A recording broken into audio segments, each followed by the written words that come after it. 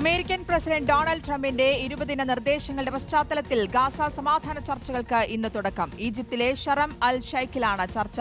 ഹമാസിനെ പ്രതിനിധീകരിച്ച് ഖലീൽ അൽ ഹയ്യയുടെ നേതൃത്വത്തിലുള്ള സംഘം പങ്കെടുക്കും. അമേരിക്കയും ചർച്ചയിൽ പങ്കെടുക്കുന്നുണ്ട്. ഫൈസൽ ഹംസയാണ് വിശദാംശങ്ങളുമായി ചേരുന്നത്. ഫൈസൽ, സമാധാനം പുലരുന്ന ദിവസത്തിനായുള്ള കാത്തിരിപ്പാണ്. എന്തായാലും ഈ 20 നിർദ്ദേശങ്ങളിൽ ചിലതിൽ അതൃപ്തി പ്രകടിപ്പിച്ചിട്ടുണ്ട്. അതിലടക്കമുള്ള ചർച്ചകളായിരിക്കുമല്ലോ ഇന്ന് നടക്കുക.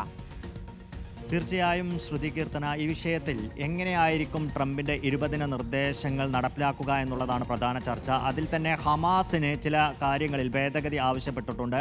അക്കാര്യവും ചർച്ചയ്ക്ക് വരുമെന്നുറപ്പാണ്. പക്ഷേ ഒരു ഡയറക്റ്റ് ചർച്ചയുണ്ടാവില്ല. കാരണം ഹമാസ് അമേരിക്ക തീവ്രവാദ ലിസ്റ്റിൽ ഉൾപ്പെടുത്തിയിട്ടുള്ള ഒരു സംഘടനയാണ്. ഹമാസുമായി നേരിട്ടൊരു ചർച്ചയുണ്ടാവില്ല. ഇൻഡയറക്റ്റ് ചർച്ചകളാണ് നടക്കുക. മധ്യസ്ഥ രാജ്യങ്ങളായ ഖത്തറും ഈജിപ്തും ഈ ചർച്ചകൾക്ക് നേതൃത്വം വഹിക്കും. എന്തായാലും ഹമാസ് വളരെ ഗൗരവത്തോടു കൂടിയാണ് ഈ ചർച്ചയെ കാണുന്നത് എന്നാണ് വ്യക്തമാക്കുന്നത്. കാരണം അവരുടെ ഏറ്റവും മുതിർന്ന നേതാക്കളിൽ ഒരാളായ ഖലീൽ അൽ ഹയ്യയെ തന്നെ അവർ ഈജിപ്തിലേക്ക് ഇതിനെ നിയോഗിച്ചിരിക്കുന്നു. ഇസ്രായേലിനെ സംബന്ധിച്ചിടത്തോളം ഉന്നതതല സംഘമുണ്ട്. അമേരിക്കയെ പ്രതിനിധീകരിച്ചുകൊണ്ട് സ്റ്റീവ് വിറ്റ്കോഫ് പശ്ചിമേഷ്യൻ പ്രതിനിധിയാണ്. അതോടൊപ്പം തന്നെ ട്രംപിൻ്റെ മരുമകൻ കൂടിയായ യാരദ് കുഷ്ണറും ഈ ചർച്ചകളുടെ ഭാഗമാകുന്നുണ്ട്.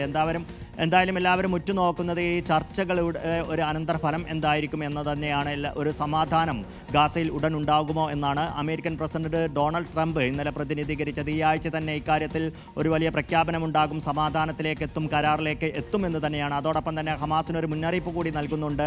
ഗാസയുടെ അധികാരത്തിലും നിയന്ത്രണത്തിലും കടിച്ചു തൂങ്ങാൻ തന്നെയാണ് ശ്രമമെങ്കിൽ അവരെ നാമാവശേഷമാക്കും എന്നുള്ള ഒരു മുന്നറിയിപ്പ് കൂടി നൽകുന്നു. സർവനാശമുണ്ടാകും എന്നുള്ള മുന്നറിയിപ്പ് നൽകുന്നു. ഇതിനെല്ലാം ഒപ്പം തന്നെ സമാധാന ചർച്ചകൾ ഒരു ഭാഗത്ത് നടക്കുന്നു. പക്ഷേ മറുവശത്ത് ഗാസയിൽ ഇസ്രായേൽ ആക്രമണം തുടരുക തന്നെ ചെയ്യുകയാണ്.